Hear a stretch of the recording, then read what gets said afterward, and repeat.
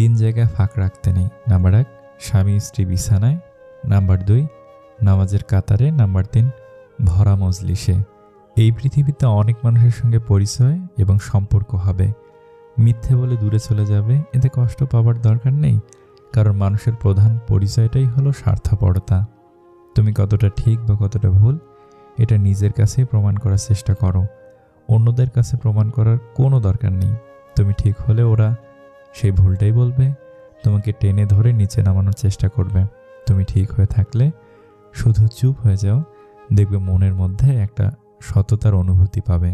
যাকে পাওনি তাকে নিয়ে আফসোস করো না।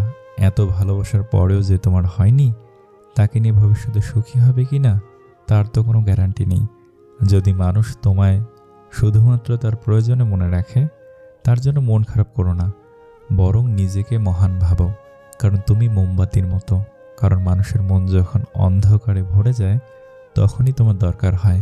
পৃথিবীতে কাহারও অভাবে অধিক দিন কিছুই শূন্য থাকে না। শূন্যস্থান যেমন সঠিক উত্তর ছাড়া পূর্ণ হয় না, ঠিক তেমনি সঠিক মানুষ ছাড়া জীবনে সুখী থাকা যায় না। সে অন্য কারো ছিল, এতে আমার কোনো দুঃখ ছিল না।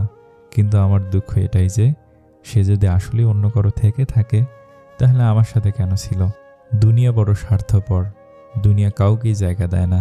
এত সুন্দর পাইলিং করে বাড়ি বানাইলা, দুনিয়া থাকতে দিল না। সৎ এবং মহৎ ব্যক্তির কারণে আপনি যদি উপকৃত নাও হন, তবে এটা নিশ্চিত তাদের কারণে আপনার কোনো ক্ষতি হবে না। পূরণ হোক বা না হোক, তোমার বাবা আছে মানেই তোমার আবদার করার জায়গা আছে। একজন গোছানো পুরুষকে বিয়ে করা যতটা আনন্দের, একজন অগোছালো পুরুষকে বিয়ে করে গুছিয়ে রাখাটা তার চেয়ে বেশি গর্বের। জীবনে কখনো কাউকে বিশ্বাস করতে যেও না, কারণ যাকে বেশি বিশ্বাস করবে সেই তোমাকে ঠকাবে।